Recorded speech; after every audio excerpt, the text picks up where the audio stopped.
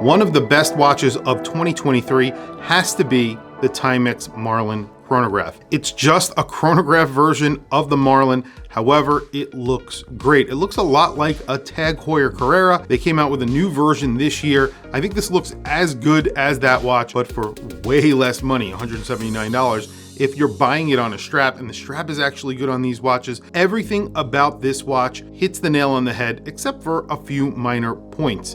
This is something that TIMEX has been doing this year. They've been coming out with some really great watches, specifically chronographs. Today, we're taking a look at a watch that is not available on the TIMEX website. It's a Marlin chronograph in two-tone, so it gets gold accents on the case and the dial. The hands are all in gold. This is a really cool watch that I have never seen before. In fact, all of the Marlin chronographs are sold out on the TIMEX website, but this is not available on their website.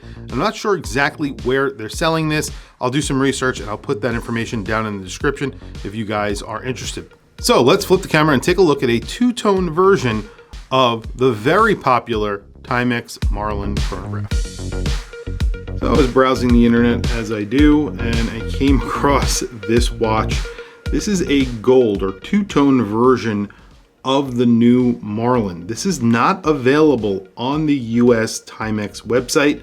I'm not sure where it's actually available. I believe it might be available from other retailers, maybe a Macy's or something like that. However, I was able to actually purchase one, and here it is. Like I said, this is two-tone. So what they've done is put gold tone crowns and pushers, and all of the indices are in a gold tone. The hands in a gold tone as well. You get black on the dial in the form of the 12, 3, and 9. So those are in black with white lettering, and then everything else is in a gold tone. Even the dial is sort of a champagne beige gold tone. It's really warm looking. I really like it a lot. This is a Marlin, so it's 40 millimeters, spot on that case. It's 12.6 millimeters thick. That's including the dramatically boxed and domed acrylic crystal. It looks really good. This watch comes in at like $179. That's basically what I paid. And I think these watches are really worth it. That's on the strap. I think it's a little bit more expensive on a bracelet, but the strap on here is actually really nice. This is I believe they call this a Red Wing strap. That's actually, it says here, SB Foot Tanning Co.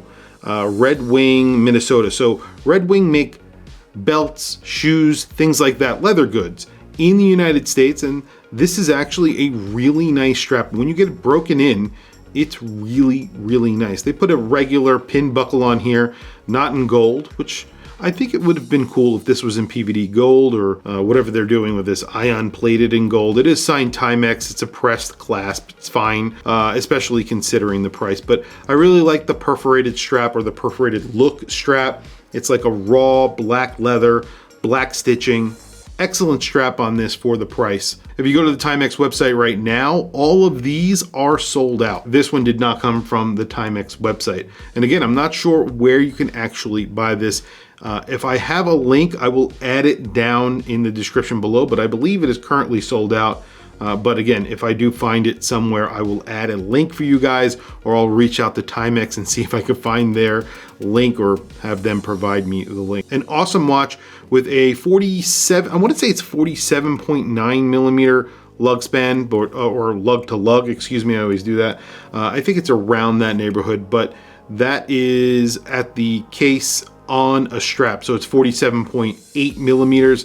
And then you have a kind of large crown on here, especially considering the size of the case. So 40 millimeter watch with a 5.8 millimeter crown. It's really not that bad, but you do have the pushers there as well. So it just looks a little bit larger. It's a chronograph, so chronograph action on here is actually pretty smooth.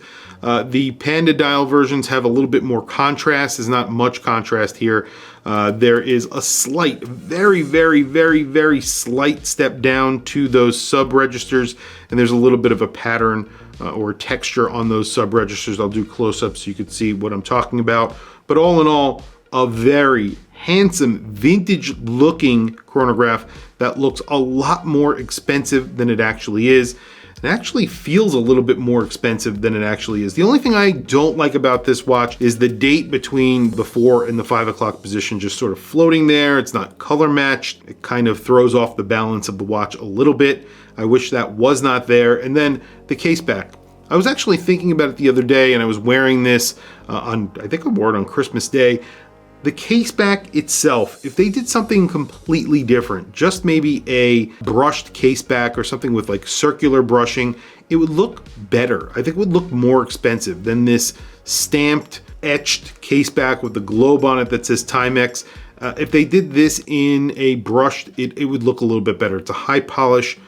Maybe they do that for comfort. I don't know if that even makes sense, but you do get 50 meters of water resistance. You have a screwed in case back, which is nice, and obviously a push-pull crown, and those are ion plated in gold. Very quickly, let me show you the watch that I have on my wrist, then I'll throw this watch on my wrist, and there's no lume. You just have these little slots in here. Those are not lumed, so there's no lume on this. This is like a real dress watch, a real vintage inspired dress watch, so no lume on this watch. On my wrist today, I have the Swatch Blancpain collaboration.